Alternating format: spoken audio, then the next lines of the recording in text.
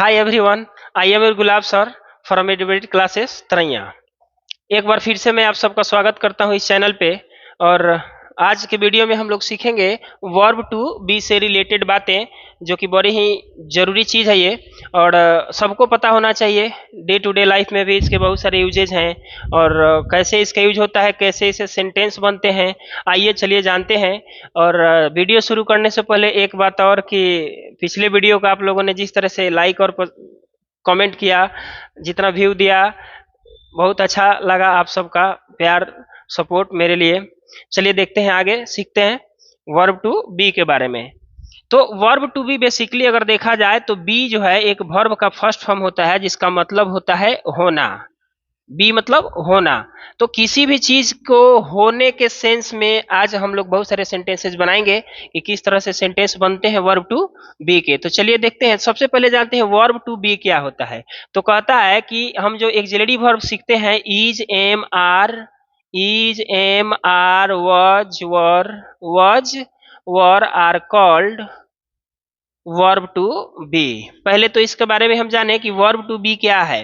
तो कह रहा है कि is am are was were, इस चार जो वर्ब हो गए, इन्हें हम क्या बोलते हैं, वर्ब टू बी। इन्हें क्या बोला जाता है, verb to be. Is am are was were are called verb to be. इस सब का प्रयोग सीखेंगे हम लोग। देखते हैं कितने अर्थों में इसका प्रयोग होता है, इसके कितने यूजेज हैं। तो चलिए पहले तो आप समझ लें कि is am are was were, इसको बहुत सारे बच्चे वाज और वेयर पढ़ते हैं। ग्रामीण क्षेत्र के जितने भी बच्चे हैं, मैंने अक्सर देखा है कि इसको बोलता है लो बच्चा लोग वाज, इसको बोलता है वेयर, जो कि हमारा गलत होता है। ये हमारा वॉज और ये है were. Was were, was were, was were, was were. चलिए आगे बढ़ते हैं।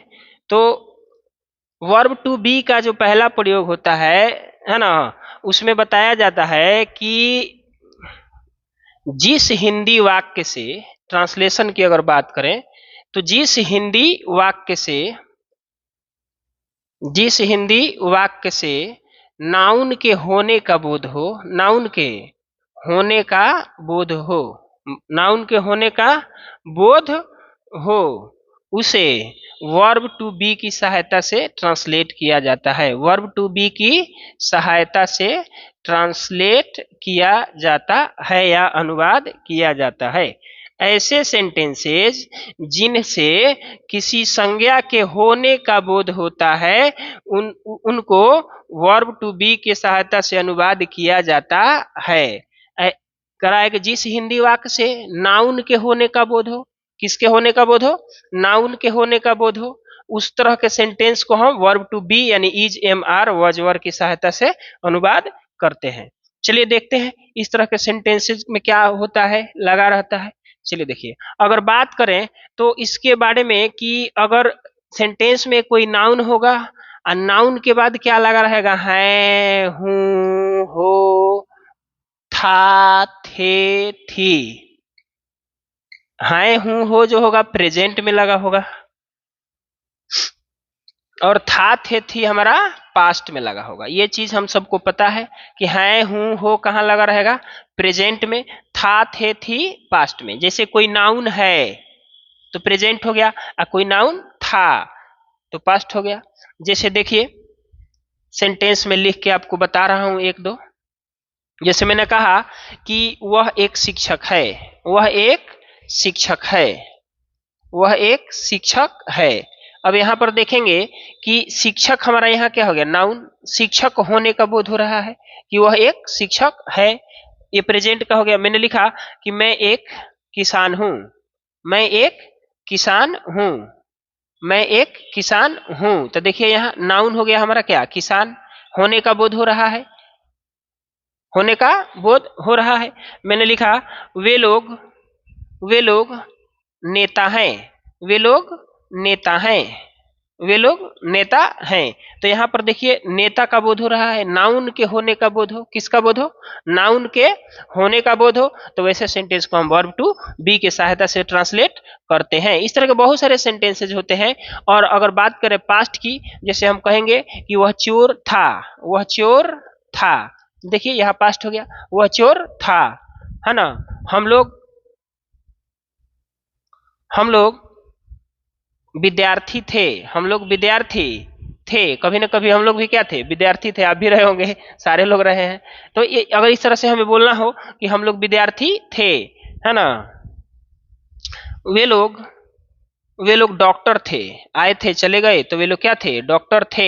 इस तरह के सेंटेंस जो नाउन के होने का बोध हो, किसका बोध हो, यहाँ चोर, विद्यार्थी, डॉक्टर, ये सब क्या है, हमारा नाउन है, नाउन के होने का बोध हो, तब हम उसे इज एम आर वजवर की सहायता से अनुवाद करते हैं। चलिए देखते हैं कुछ सेंटेंसेज और भी। जैसे मैंने कहा यह कलम है, यह कलम है, यह कलम है, तो कलम हमारा क्या हो गया, नाउन हो गया, है ना। हम कहेंगे वह पानी है, वह पानी है, तो पानी क्या हो गया, यहाँ पर पानी हमारा नाउन हो गया, पानी हमारा क्या हो गया, नाउन हो गया। तो इस तरह के सेंटेंस जो है, तो इसमें सिर्फ संज्ञा के होने का बोध हो रहा है, तो संज्ञा के होने का बोध हो तब हम उसे क्या लगाते हैं, इजेमार की सहायता से ट्रांसलेट करते हैं, वजवर होगा तो पास्ट का हो जाएगा। चलिए देखते हैं आगे। तो सबसे पहले जानते हैं कि इसका स्ट्रक्चर क्या होगा। तो देखिएगा, इसका पहला टाइप का जो होगा स्ट्रक्चर, वो होगा सब्जेक्ट, आप लिख लीजिए, सब्जेक्ट के बाद आप सब्जेक्ट के अनुसार according to the subject helping verb are used here, is, am, are, was, were. उसके बाद हम क्या लिखेंगे, अपना नाउन लिख लेंगे, सेंटेंस में और कोई शब्द दिया होगा तो लिखेंगे, नहीं दिया होगा नहीं लिखेंगे, ये हमारा हो गया। चलिए इसके बाद अगर इसके निगेटिव सेंटेंस की बात करें, निगेटिव सेंटेंस, इसका निगेटिव क्या होगा, ये तो अफर्मेटिव हो गया। इसके निगेटिव का अगर बात करें तो subject plus is, am, are, was, were, इसके बाद हम नॉट लगा देंगे, उसके बाद हमारा नाउन हो जाएगा, उसके बाद अदर वर्ड, ये हो गया हमारा। दूसरा चीज, इस इंटेरोगेटिव में हम एक नंबर वाले में से बाहर कर लेते हैं, इंटेरोगेटिव, इंटेरोगेटिव में से हेल्पिंग वर्ब को बाहर करेंगे, is, am, are, was, were plus subject plus हमारा जो नाउन है वो नाउन लिखेंगे हम, उसके बाद अदर वर्ड होगा तो लिखेंगे, नहीं होगा नहीं लिखेंगे, क्वेश्चन मार्क देना ना भूलें क्योंकि सेंटेंस इंटेरोगेटिव है। और यहाँ पर एक चीज होता है कि इज, एम, आर, वज, वर का जो हिंदी में मीनिंग आता है वो मीनिंग आता है क्या, यहाँ पर पूछा जाता है ना, तो यस नो क्वेश्चन भी इसको कहा जाता है, इसका जवाब आप हाँ या ना में दे सकते हैं। तो चलिए देखते हैं नेक्स्ट, इंटेरोगेटिव प्लस निगेटिव कैसे होगा। तो इसमें से अब बाहर कर देंगे हम इज, एम, आर, वज, वर को, इज, एम, आर, वज, वर, उसके बाद हमारा क्या बच गया, दो नंबर वाले में सब्जेक्ट, सब्जेक्ट के बाद नॉट, नॉट के बाद हमारा हो गया जो भी नाउन होगा वो नाउन लिख लेंगे, other word question mark. Next है हमारा W H question. W H question कैसे बनेगा इसका, तो दिया गया सेंटेंस में डब्ल्यू एच वर्ड लिख के 3 नंबर छाप देंगे हम, 3 नंबर का मतलब ये वाला। फिर W H plus negative, W H plus negative कैसे बनेगा, तो डब्ल्यू एच वर्ड लिख के और ये जो है हमारा 4 नंबर वाला छाप देंगे, ये यहां से लेकर के यहां तक हमारा हो जाएगा। तो ये हो गया हमारा एक टाइप का स्ट्रक्चर। अंग्रेजी में एक ही चीज अगर आप सीख गए तो अंग्रेजी आपकी है, और वो है स्ट्रक्चर। अंग्रेजी में स्ट्रक्चर सीख गए तो आपका अंग्रेजी हो गया। अंग्रेजी बोलो, what ever comes in your mind you can speak with the help of structure, different type of words. एक चीज की प्रॉब्लम होती है कि आपको वर्ड मीनिंग नया नया सीखना पड़ेगा, वो मुझे भी सीखना पड़ता है, वो सबको सीखना पड़ता है। जिस तरह से नए नए वर्ड की जानकारी आपको बढ़ती जाएगी, अंग्रेजी आपकी स्ट्रांग होती चली जाएगी। तो चलिए ये हो गया हमारा एक तरह का टाइप, जो सेंटेंस में हमने बताया आपको कि नाउन हो गया, अदर वर्ड हो गया, या इसमें निगेटिव होगा तो नॉट लगा देंगे। इस सारे से सेंटेंस का मतलब होगा कि नाउन है, नाउन है चाहे था, यानी कि नाउन के होने का बोध होगा, सिर्फ नाउन के होने का बोध होगा। तो इस तरह से ये स्ट्रक्चर हो गया, आप लोग इसको नोट कर सकते हैं।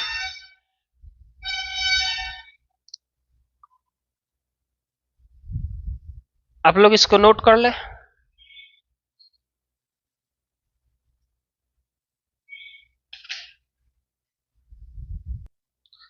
तो आप लोग इसको नोट कर लिए होंगे। चलिए देखते हैं आगे, कुछ सेंटेंसेज बना के देखते हैं। जैसे मैंने कहा था कि वह एक शिक्षक है, वह एक शिक्षक है, इसको बनाना है, देखेंगे छोटे बच्चे जितने भी हैं।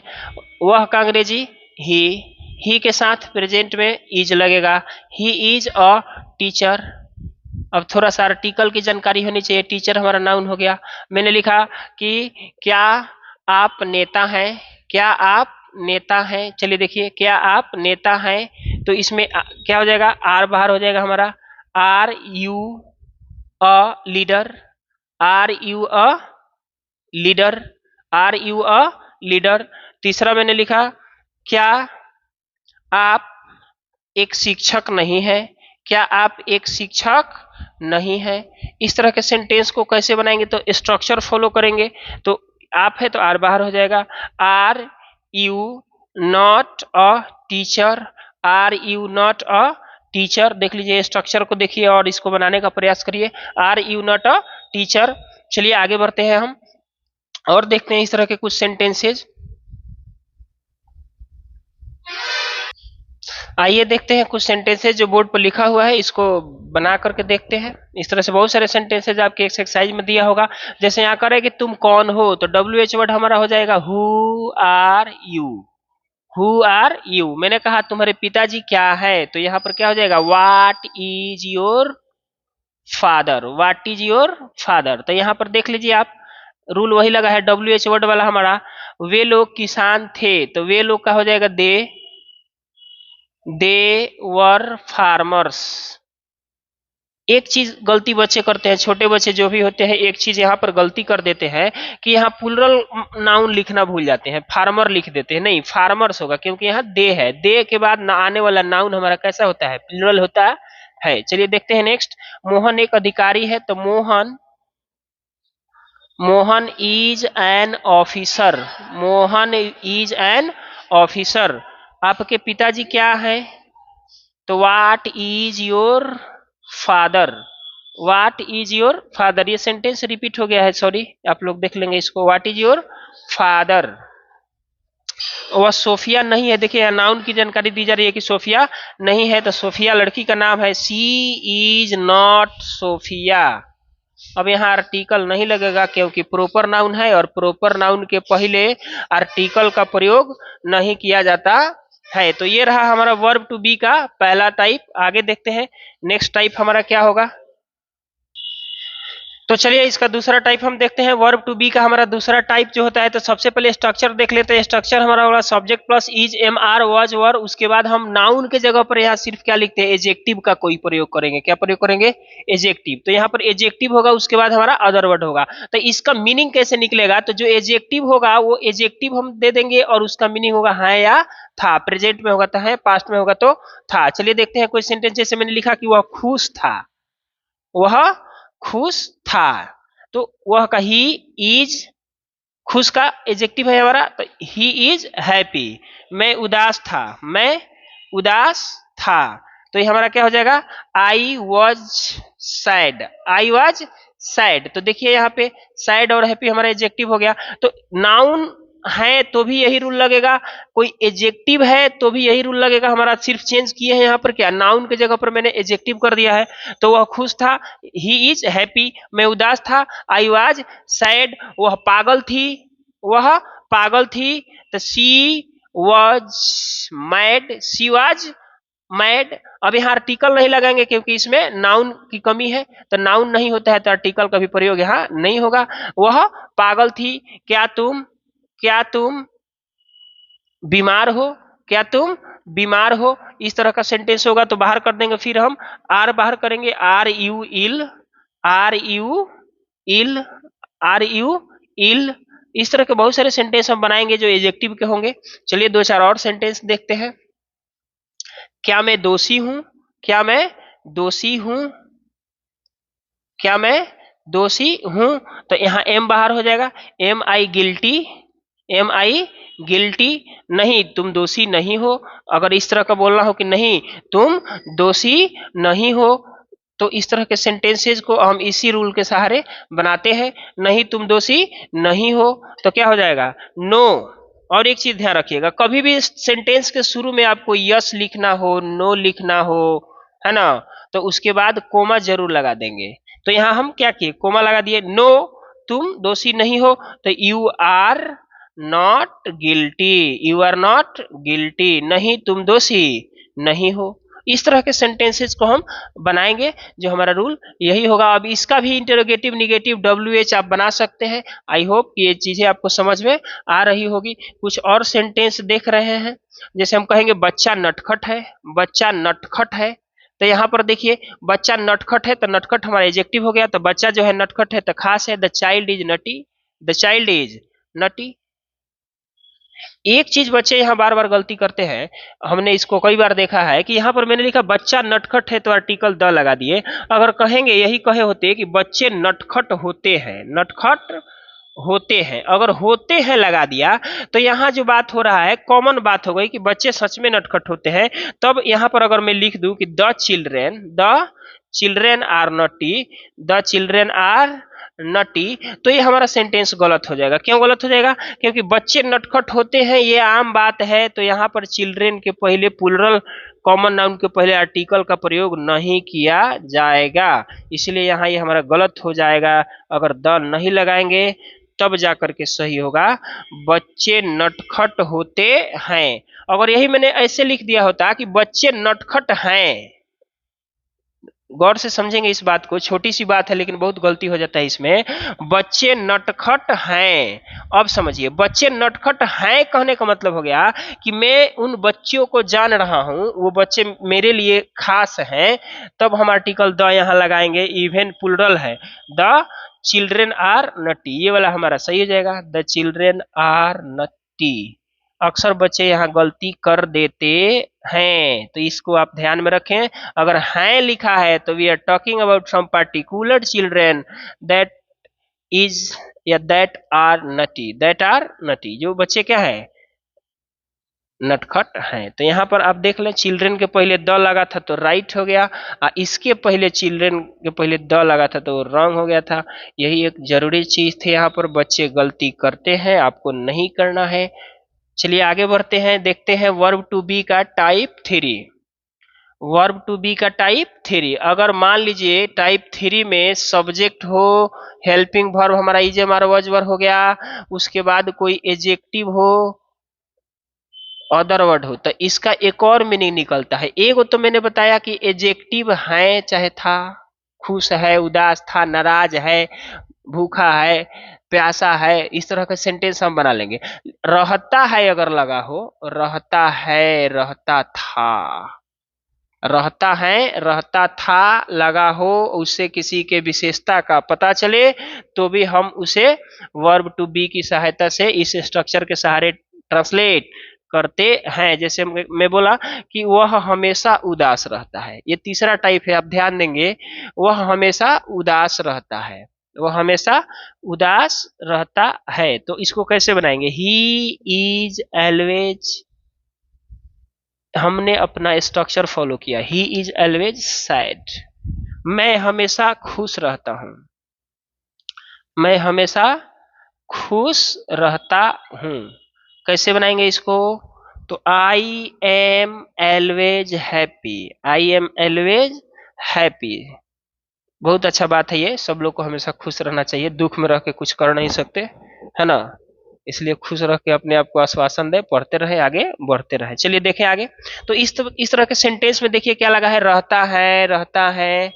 तो इस तरह के जितने सेंटेंस होंगे जिसमें एडजेक्टिव का पता चले और वो रहता है चाहे रहती है चाहे जो भी है, जैसे मैंने बोला कि वह हमेशा व्यस्त रहती है, मैंने एक बात बोला कि वह हमेशा व्यस्त रहती है, व्यस्त रहती है। तो देखिए यहाँ व्यस्त हमारा आ गया है, तो शी इज ऑलवेज बिजी, वो हमेशा व्यस्त रहती है ना। वह रविवार को खाली रहती है, वह रविवार को खाली रहती है, खाली रहती है का मतलब फ्री रहती है, आप रविवार को फोन कर सकते हैं, बिजी नहीं बताएगा। तो वह तो सी इज फ्री, वह खाली रहती है रविवार को। तो याद रखना बाबू, दिन दिन के नाम के पहले ऑन लगता है, ऑन संडे, संडे को क्या रहती है, खाली रहती है। आजकल बहुत बिजी और सबका हो गया है, कोई खाली नहीं है कहीं भी। सब बिजी हैं अपने में, है ना। मंडे टू सैटरडे में रहती हूँ बिजी, है ना। सिर्फ संडे को फोन करना, कब फोन करना, सिर्फ संडे को। काम सबके पास है। चलिए देखते हैं। तो इस तरह के सेंटेंसेज, है ना। ऑफिस में मैं खाली नहीं रहता हूँ, मान लीजिए मुझे कहना है कि ऑफिस में मैं खाली नहीं रहता हूँ। ऑफिस में मैं खाली नहीं रहता हूँ। ऑफिस में मैं खाली नहीं रहता हूँ। ऑफिस में मैं काम करता हूँ, तो खाली कहाँ से रहूंगा। तो आई एम निगेटिव है, I am not free. I am not free in the office. In the office, मैं ऑफिस में खाली नहीं रहता हूँ। मैं ऑफिस में खाली नहीं रहता हूँ, तो I am not free in the office. मैं ऑफिस में खाली नहीं रहता हूँ। इस तरह के बहुत सारे सेंटेंसेज आप बना सकते हैं जिसमें रहता है, रहती है लगा हो, है ना। जैसे मैंने कहा, कुछ लोग अक्सर परेशान रहते हैं, कुछ लोग हमेशा परेशान रहते हैं, हमेशा परेशान रहते हैं। कुछ लोग हमेशा परेशान रहते हैं। कैसे बनाएंगे इसको, तो some people some people are always disturb. हालांकि वो परेशान रहते नहीं है, उन्हें परेशान किया जाता है, इसीलिए वो परेशान रहते हैं। तो सम पीपल सब्जेक्ट हो गया हमारा, प्लुरल हो गया, आर एलवेज अदर वर्ड लगा दिए हम इधर, जो भी था हमारा एडवर्ब। डिस्टर्ब, क्या डिस्टर्ब हमारा एडजेक्टिव हो गया कि कुछ लोग हमेशा परेशान रहते हैं। तो ये हो गया रहते हैं, रहता वाला सेंटेंस, जो किसी की विशेषता का पता चले। तो इसको भी हम वर्ब टू बी की सहायता से बनाते हैं, और ये हमारा तीसरा टाइप था। चलिए देखते हैं वर्ब टू बी का चौथा टाइप। चौथा टाइप के सेंटेंस को कैसे बनाएंगे हम, चलिए देखिए। जैसे मान लीजिए कि स्ट्रक्चर हमारा सब्जेक्ट हो गया, है ना। हेल्पिंग वर्ब जो हमारा लगाना है, इज एम आर वज वर्ब वो लगा लिए, क्योंकि वर्ब टू बी पढ़ रहे हैं, तो इज एम आर वज वर्ब को ही वर्ब टू बी कहा जाता है। चलिए देखिए, सब्जेक्ट प्लस हेल्पिंग वर्ब, उसके बाद हमने कोई एजेक्टिव लिख दिया। क्या लिख दिया, एजेक्टिव अदर वर्ड। देखिए रोल अभी तक मैंने वही लिखा है, एजेक्टिव प्लस अदर वर्ड। इसमें क्या होगा कि इसमें लगा रहेगा किसी नाउन की प्रकृति विशेषता का पता चलेगा। जैसे होता है या होता था, होती है, होती थी। इस तरह के सेंटेंसेज जितने भी होंगे, उसको भी हम इसी रूल के सहारे ट्रांसलेट करेंगे। जैसे मैंने कहा कोयला काला होता है, समझेंगे ध्यान से, इसका 6 स्ट्रक्चर आप लोग बना लेंगे। कोयला काला होता है, कोयला काला होता है। तो बताइए, यहाँ पर कोयला नाउन हो गया हमारा। नाउन की विशेषता का पता चले, जिस हिंदी वाक्य में होता है, होती है, होते हैं, होता था, होती थी, होते थे लगा हो, तथा उससे किसी संज्ञा की विशेषता का पता चले, तो उसे भी हम इसी रूल के सहारे ट्रांसलेट की करते हैं। Subject plus helping verb, adjective other word. होता है, होता था। ये होता है, होता था क्या बताएगा बाबू, ये किसी संज्ञा की विशेषता को डिनोट करेगा, किसी संज्ञा की विशेषता को बताएगा। जैसे मैंने कहा कोयला काला होता है, तो कोयला को हम लिखेंगे कोल। अनकाउंटेबल नाउन है, यूसीएन, तो सिंगुलर होगा, तो कोल इज ब्लैक। मैंने पहले ही कहा कि ये वीडियो जो है बेसिक सीखने वाले बच्चों के लिए है। जो बच्चे या जो मेरे मित्र चित्र जो पहले से ही सब सीखे हुए हैं, वो देख सकते हैं, कोई दिक्कत नहीं है।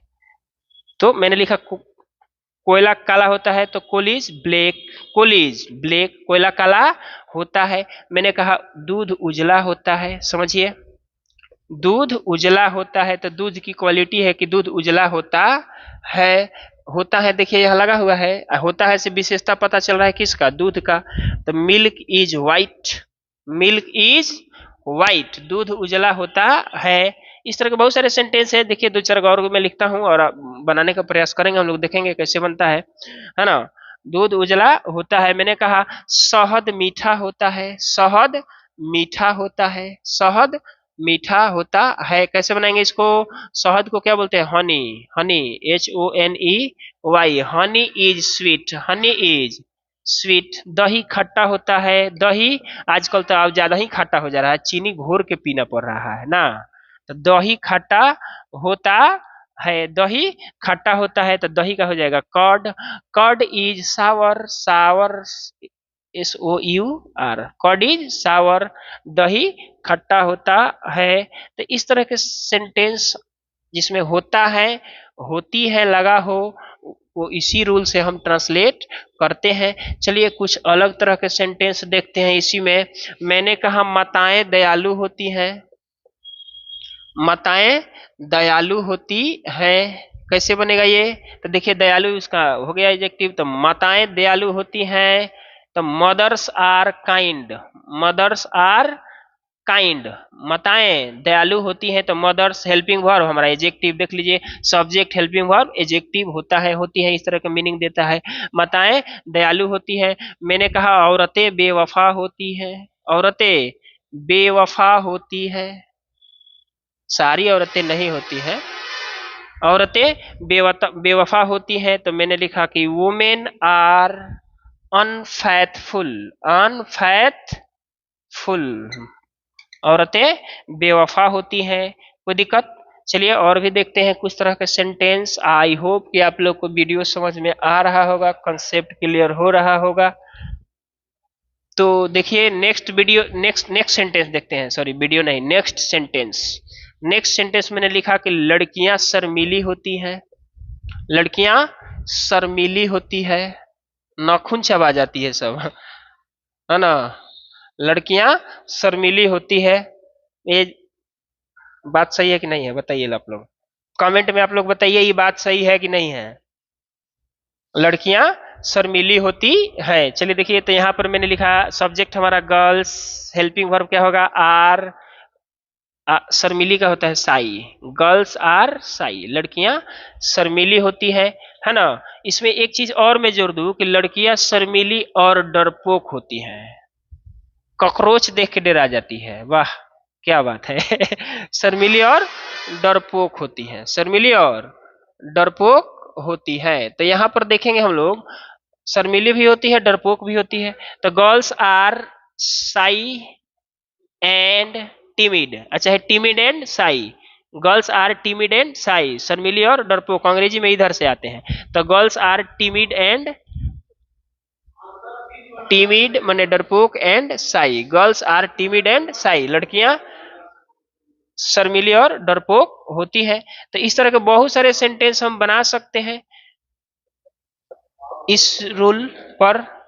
तो आज के लिए इतना ही, मिलते हैं हम लोग नेक्स्ट वीडियो में, तब तक के लिए आप लोग पढ़ते रहिए, हंसते रहिए, मुस्कुराते रहिए, keep continue your studying. And video अच्छा लगा हो तो लाइक कमेंट और सब्सक्राइब जरूर करके जाएं, ताकि इसी तरह के और अच्छे अच्छे वीडियो आपको मिलते रहे। Thanks for watching the video.